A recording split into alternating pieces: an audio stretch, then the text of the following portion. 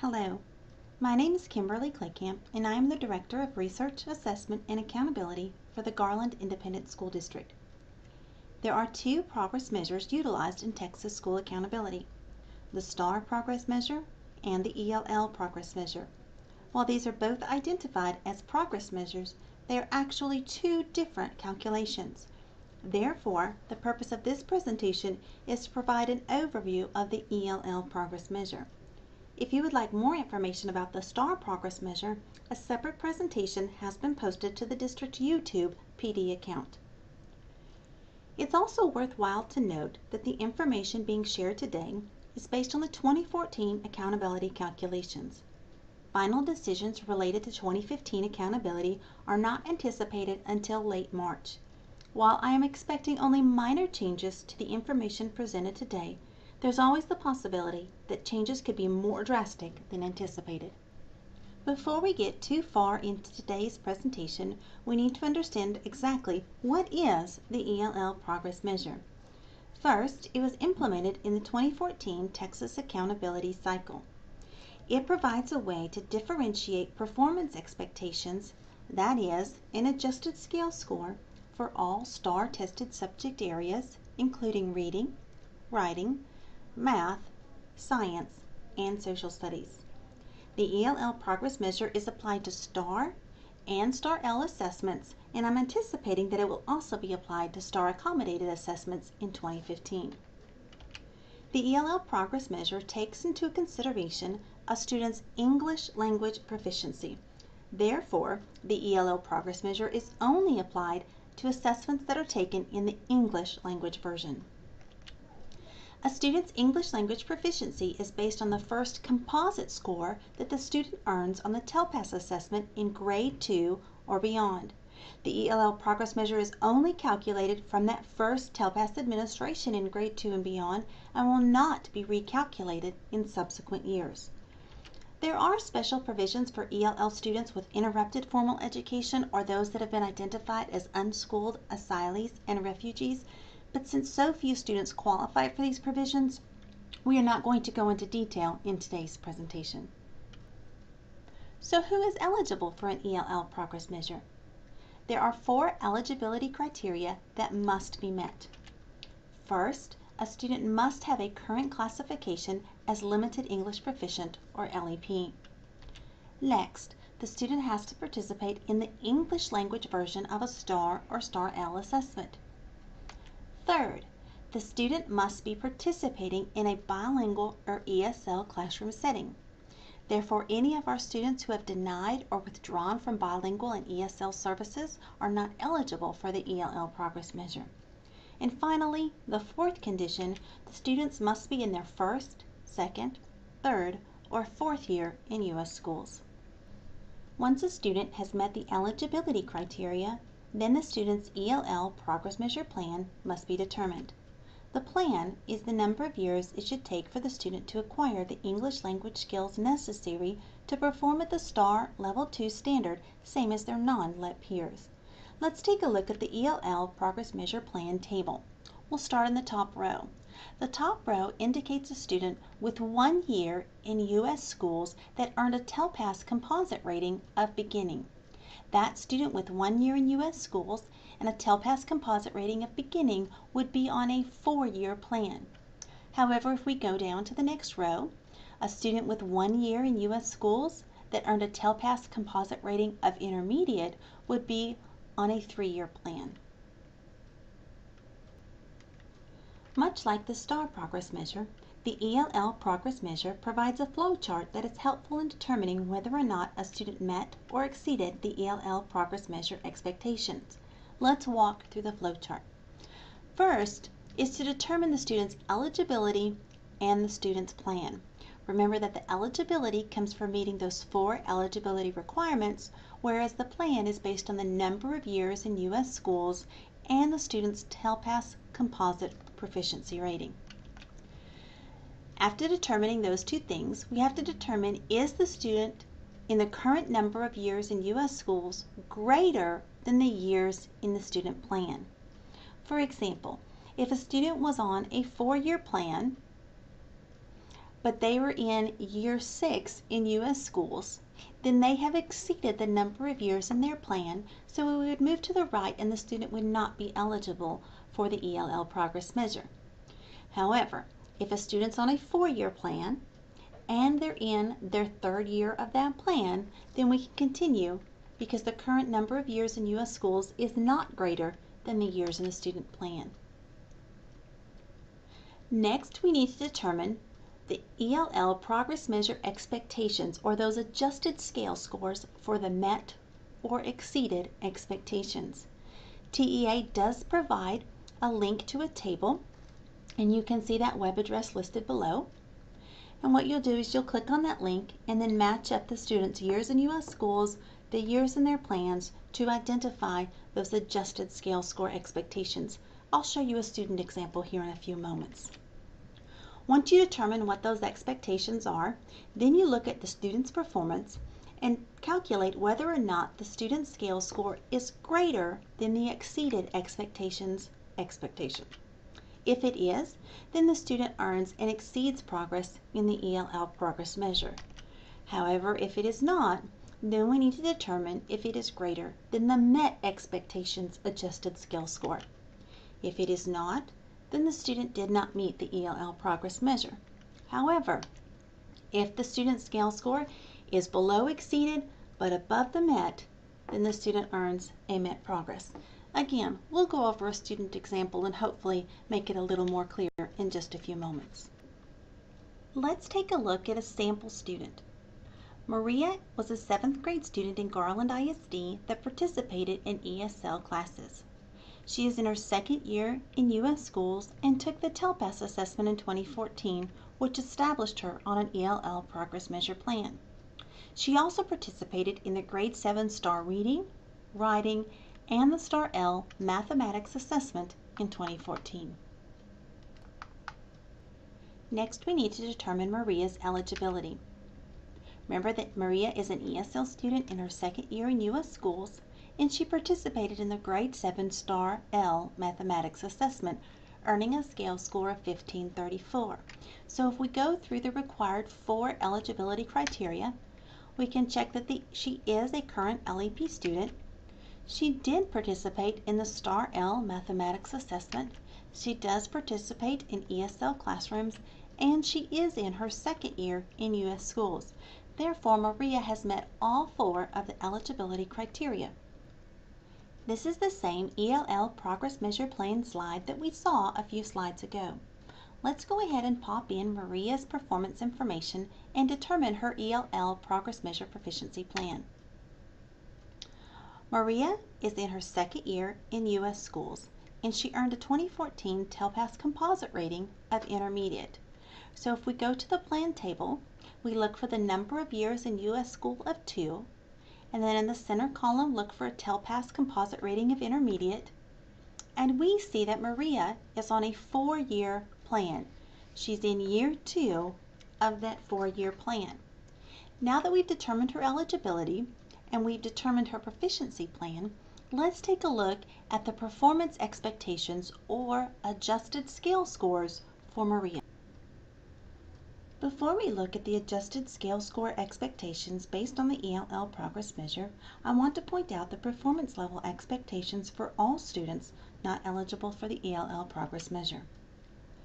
Students must earn a scale score of 1551 in order to meet the current Phase-In 1, Level 2 satisfactory performance level.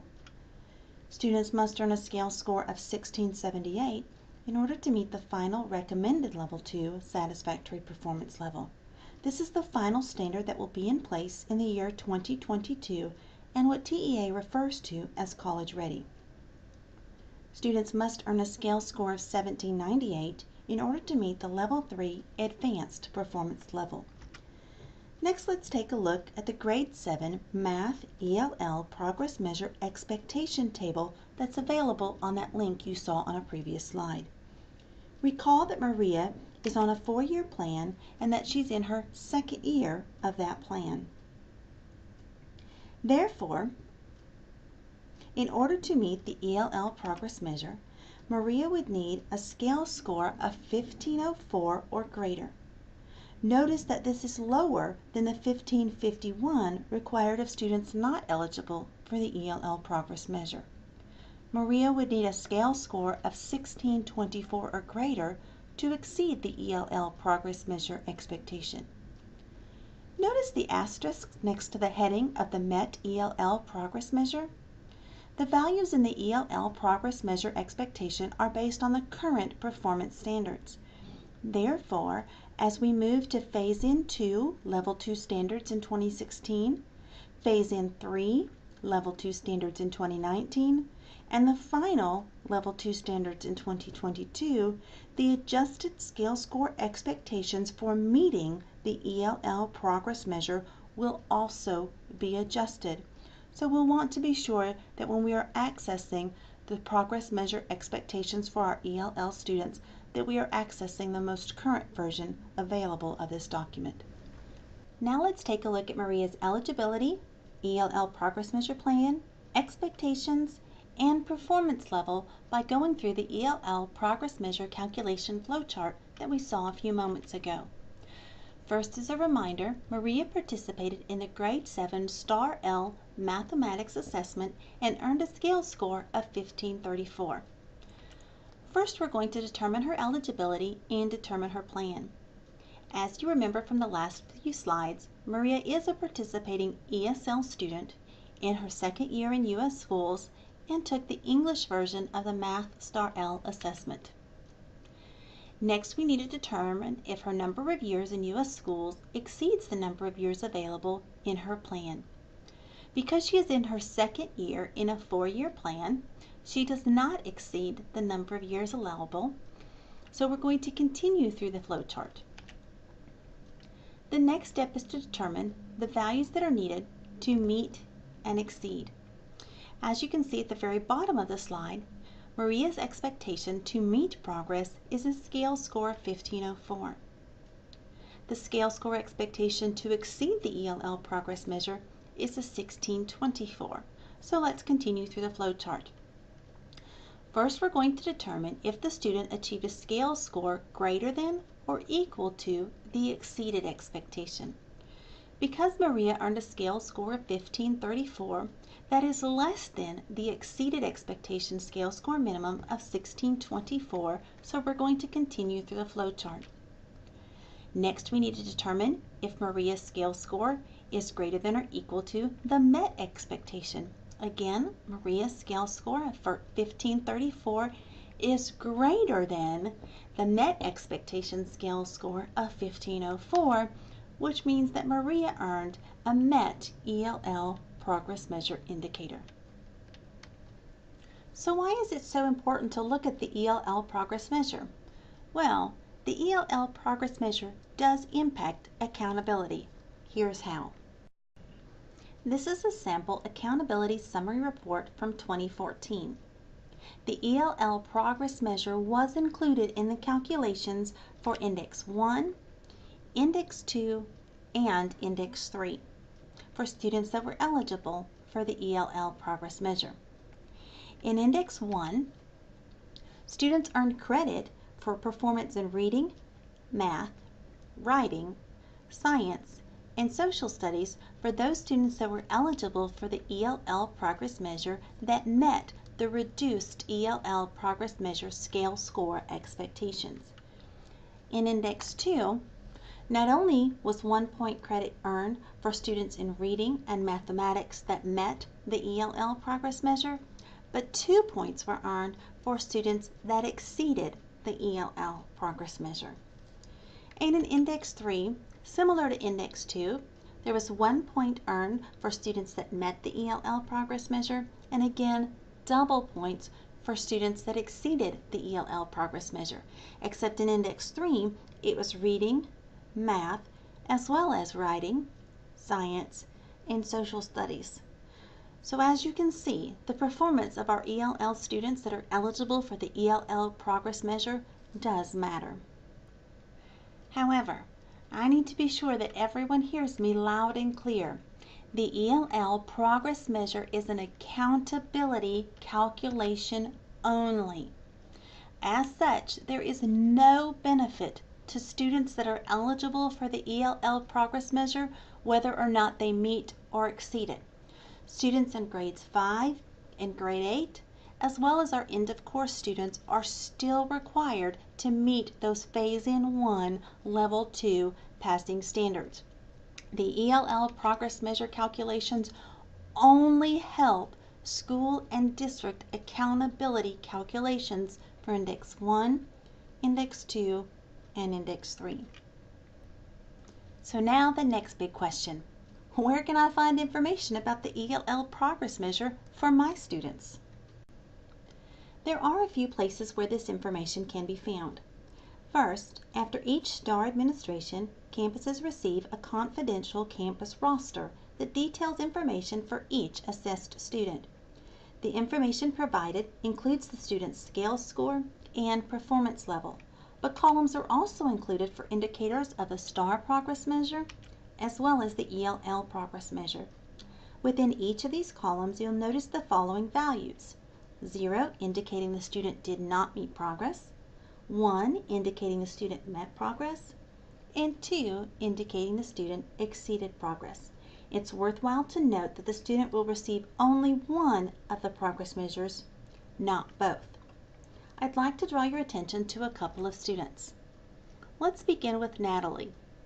Natalie earned a scale score of 1454. She did meet the Level 2 satisfactory performance level. She did not earn a Level 3. However, if we look under the column under the ELL Progress Measure, we see a value of 1 indicating that Natalie met the ELL Progress Measure expectation. Next, let's take a look at Charlie. Charlie earned a scale score of 1573. He also met Level 2 satisfactory and did not earn the Level 3 advanced.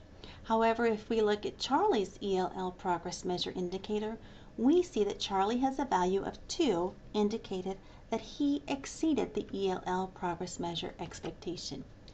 Finally, let's take a look at Leslie. On Leslie, you'll notice that there is no indication of a scale score because she was administered the STAAR Spanish test. Therefore, we would need to go to the STAAR Spanish Confidential Campus roster in order to see Leslie's performance results. However, remember, because Leslie tested in Spanish, she is not eligible for the ELL Progress Measure in reading and instead will have the STAAR Progress Measure. Unfortunately, teachers don't always have access to those confidential campus rosters. So, in an effort to provide greater access to this information, Progress Measure performance is provided in SchoolNet. This information can be accessed on a student profile under the Standardized Assessment tab and then by clicking on the details next to the STAAR summary. On the details screen, if a progress measure is available, that information will be displayed on the left.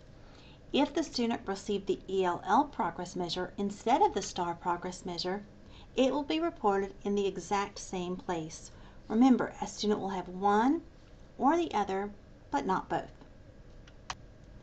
While it's definitely exciting that this information is available on the student profile, many teachers, particularly secondary teachers that may have 100+ students, do not have sufficient time in their day to look up each child's SchoolNet profile. So, a report has been created within SchoolNet to provide progress measure information, STAAR Progress Measure, and ELL Progress Measure for all of the students that you teach in one report. To access this report, you can click on School and District Data and then select Report Bank. Make sure that the next screen shows your area and campus. The progress reports should be under a heading labeled STAAR Reports. In addition, because we realize the value of the landing page, a new section has been added to the left side of your landing page identified as Report Bank. You should see the 2 STAAR Progress Reports in the list of available key reports on your landing page.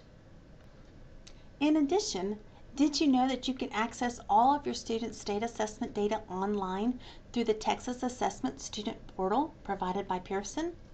In order to access this information, you'll need 2 things. First, you'll need the student's unique access code, and then you'll need the student's date of birth.